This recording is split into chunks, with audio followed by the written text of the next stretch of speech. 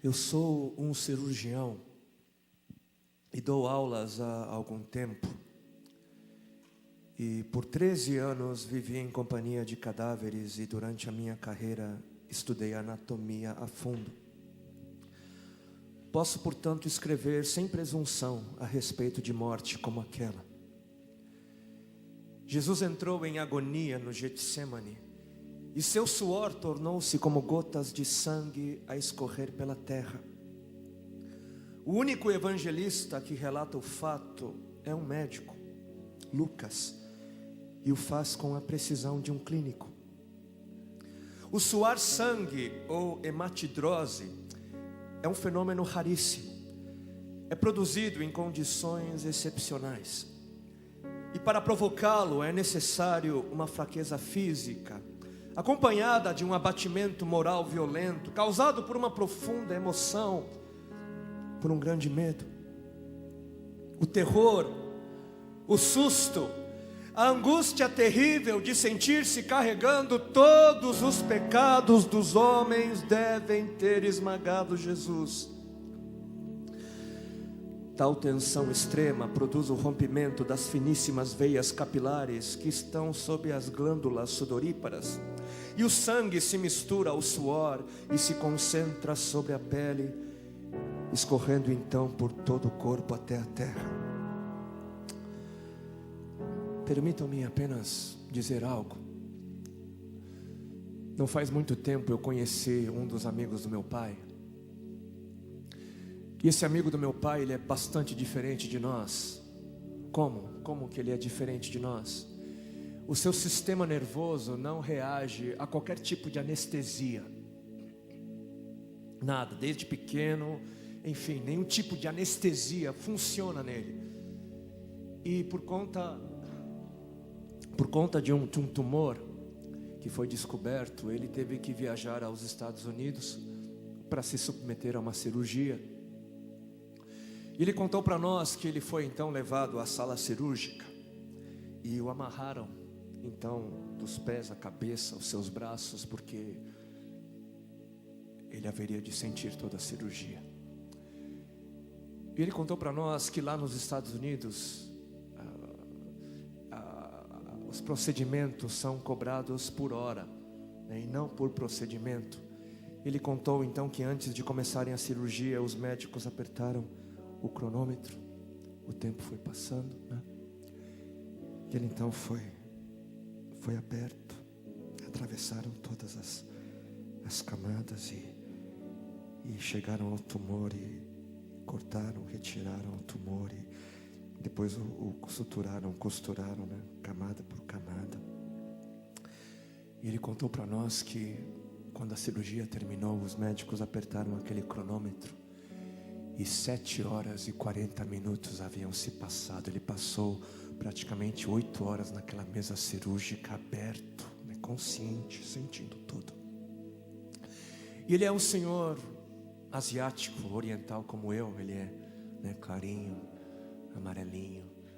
E ele contou para nós que quando ele se deu conta, ele voltando assim, olhou para o seu corpo. O corpo dele inteiro havia se tornado negro, porque ele havia suado sangue. Só para os irmãos entenderem qual é o estado de espírito que leva alguém a suar sangue.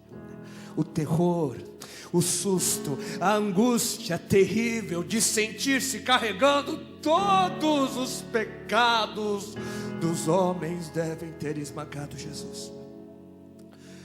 Conhecemos a farsa do processo preparado pelos líderes religiosos, o envio de Jesus a Pilatos e o desempate entre Herodes e Pilatos. Pilatos teve que ceder e então ordenou a flagelação, o chicoteamento de Jesus.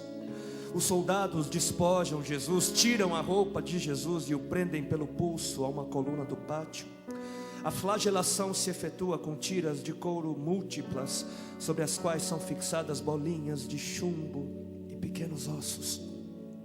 Os carrascos devem ter sido 2, um de cada lado e de diferente estatura, e golpeiam com chibatadas a pele já alterada por milhões de microscópicas hemorragias do suor de sangue. A pele se dilacera e se rompe, o sangue espirra. A cada golpe Jesus reage em um sobressalto de dor.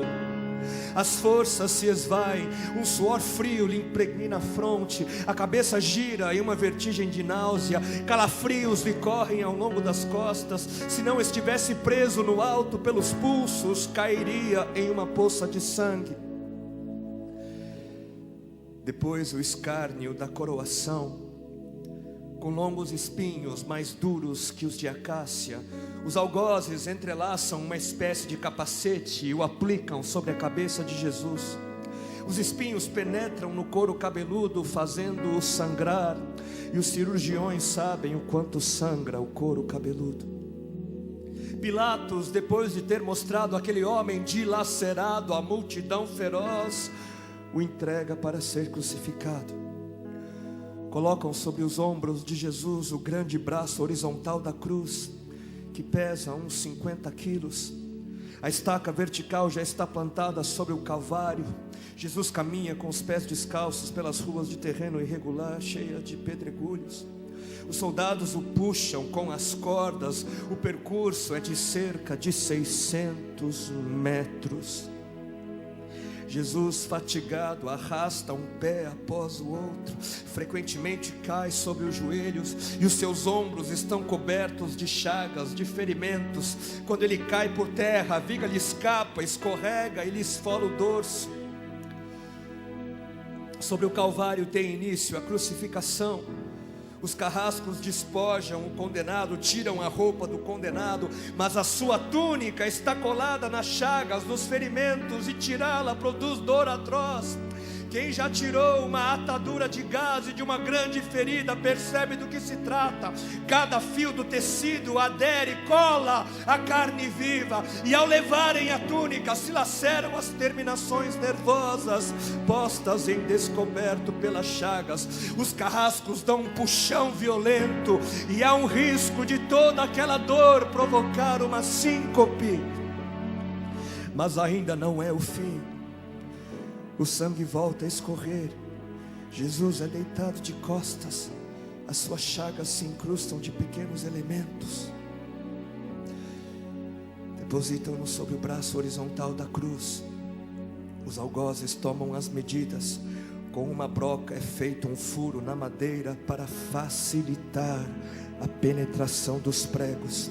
Os carrascos pegam um longo prego pontudo e quadrado, apoiam-no sobre o pulso de Jesus e com um golpe certeiro de martelo o plantam e o rebatem sobre a madeira.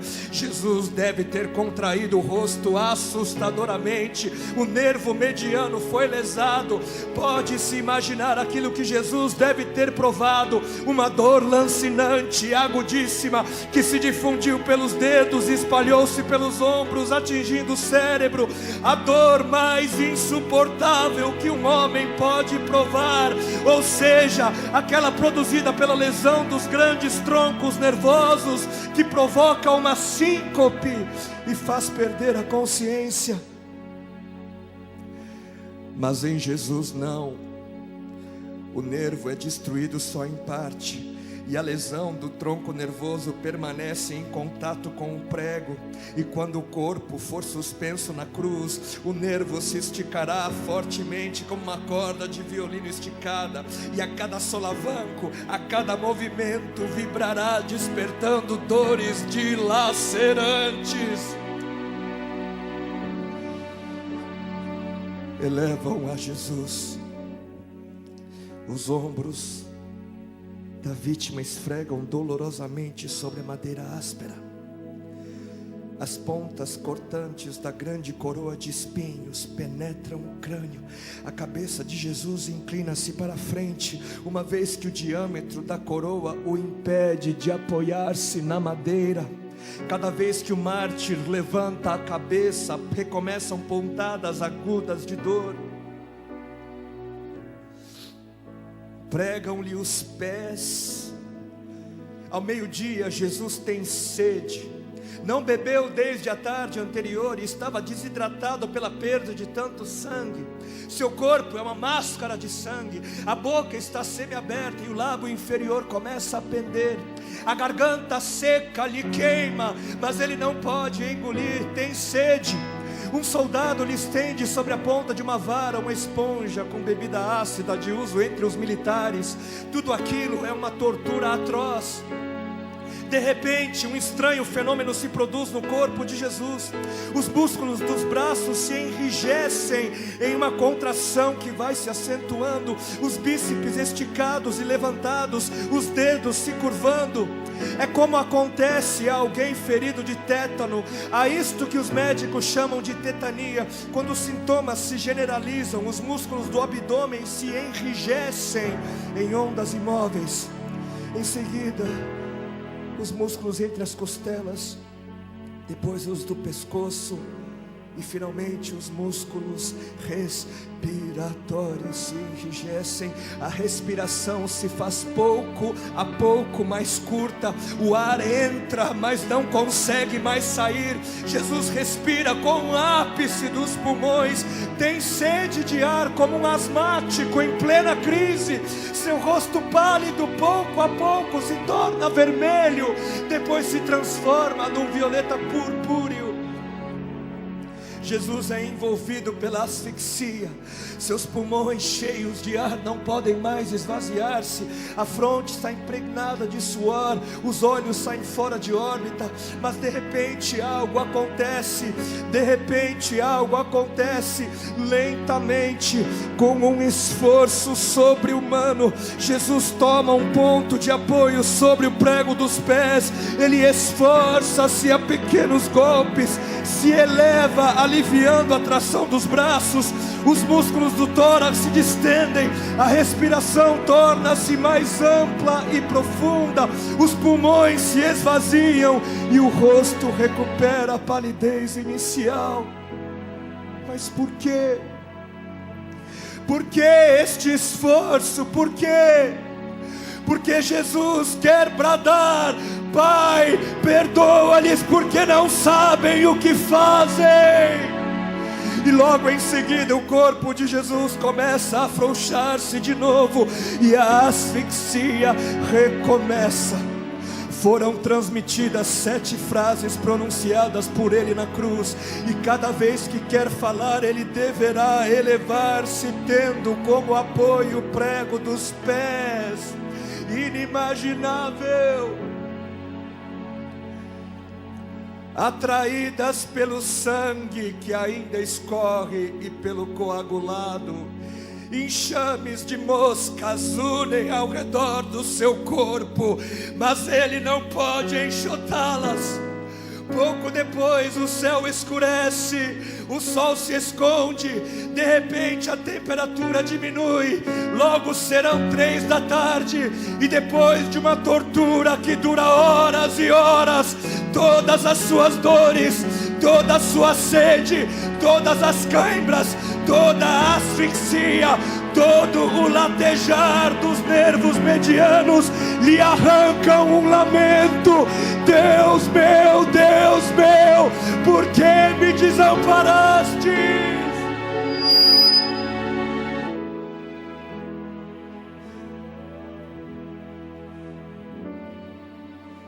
Jesus grita: está consumado. E em seguida, num grande brado, diz: Pai, nas tuas mãos entrego meu espírito.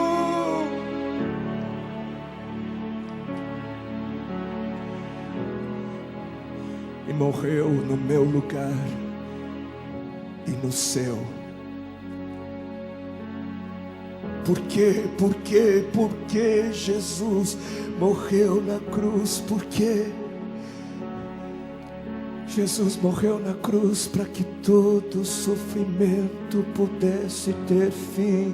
E essa é a última coisa que nós precisamos saber. Nós precisamos saber que tudo isso, toda dor, todo choro, todo sofrimento um dia vai acabar. Graças ao sofrimento de Deus, todo choro, todo lamento deixará de existir.